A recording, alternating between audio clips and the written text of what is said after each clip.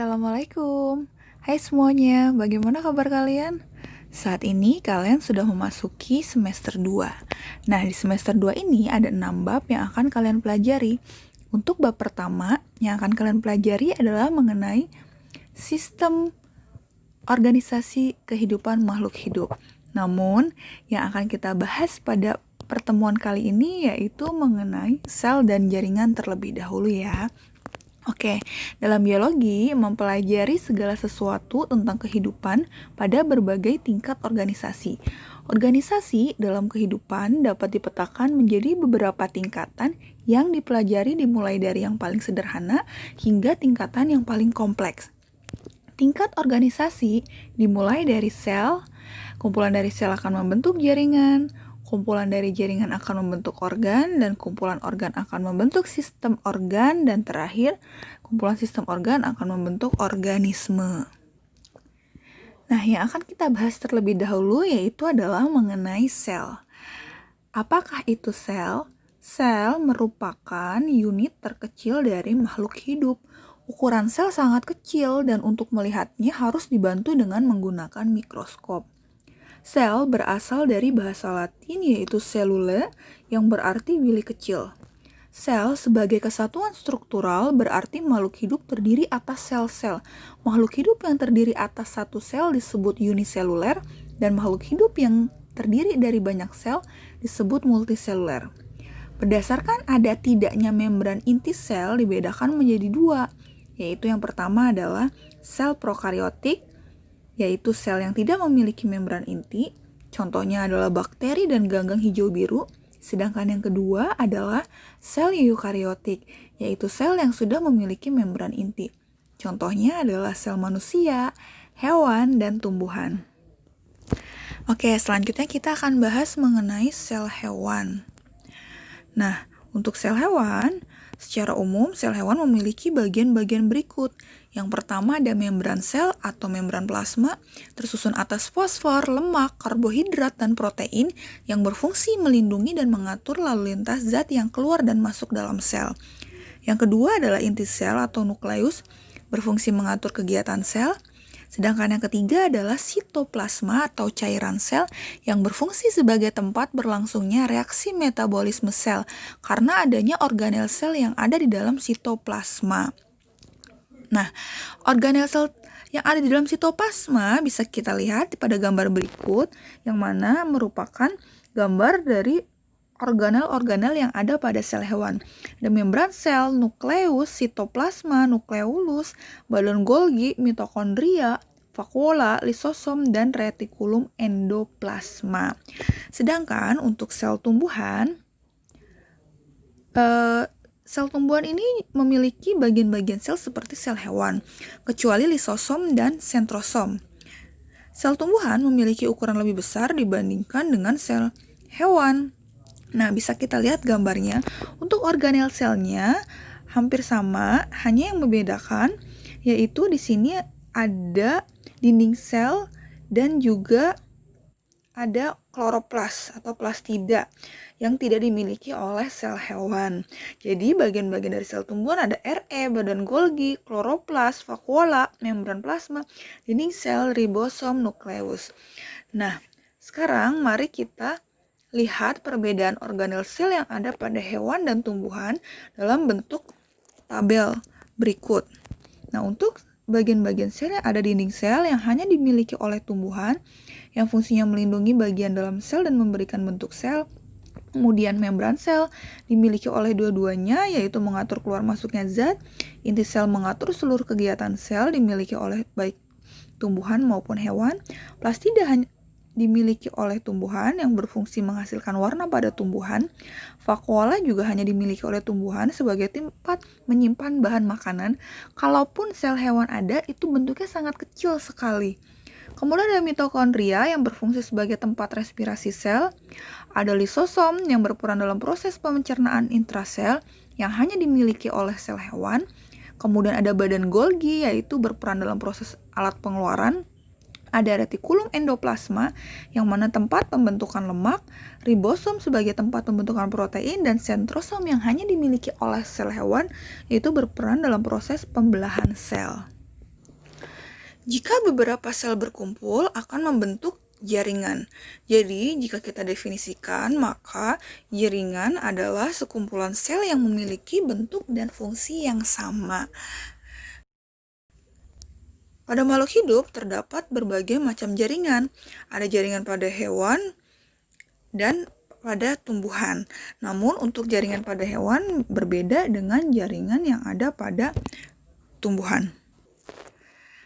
Selanjutnya kita akan bahas mengenai jaringan yang ada pada hewan dan manusia.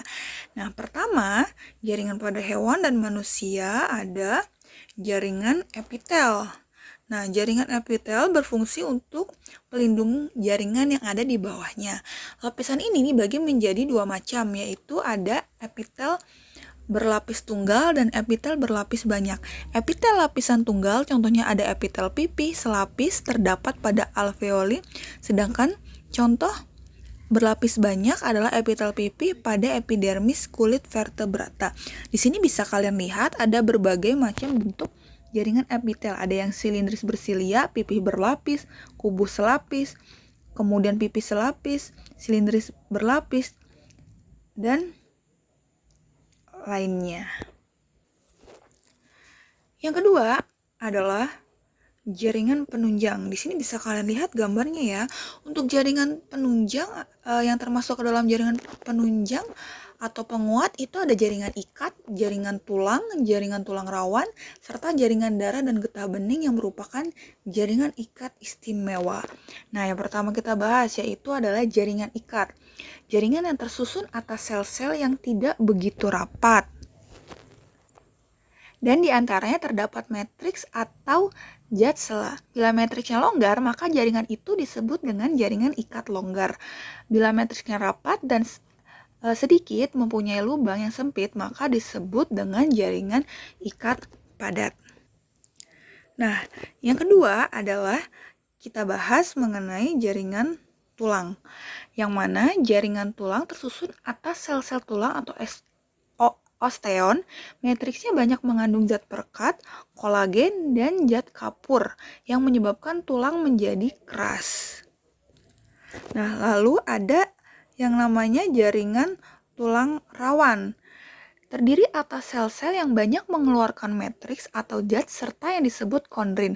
Jaringan tulang rawan pada anak berasal dari jaringan ikat embrional, sedangkan tulang rawan pada orang dewasa dibentuk oleh selaput tulang rawan atau perikondrium yang banyak mengandung sel membentuk tulang rawan atau kondroblas. Kemudian ada jaringan darah, dianggap sebagai jaringan penguat istimewa karena terdiri atas sel-sel darah yang terendam di dalam suatu cairan yang dianggap sebagai matriksnya. Dan terakhir ada jaringan lemak, terdiri atas sel-sel lemak yang berisi tetes-tetes lemak. Umumnya terdapat di bawah kulit yang berfungsi sebagai bantalan lemak, juga merupakan cadangan makanan dan berfungsi sebagai pelindung jaringan-jaringan yang ada di bawahnya. Selanjutnya, setelah jaringan penunjang, kita akan masuk ke yang ketiga, yaitu adalah jaringan otot. Jaringan otot tersusun atas sel-sel otot dan berfungsi sebagai penggerak tubuh. Untuk jaringan otot dibagi menjadi 3 jenis otot. Ada otot jantung, otot rangka, dan otot polos. Nah, untuk mengetahui perbedaan ciri otot polos, otot rangka, dan otot jantung, mari lihat tabel berikut. Oke, ini tabelnya adalah perbedaannya untuk dari bentuk sel. Untuk otot polos bentuknya adalah gelondong, otot lurik silindris, otot jantung adalah silindris bercabang. Jumlah inti selnya untuk otot polos ada 1 di tengah, sedangkan otot lurik banyak di tepi, otot jantung 1 atau 2 di tengah. Cara kerjanya, untuk otot polos tidak sadar, otot lurik secara sadar, dan otot jantung tidak sadar.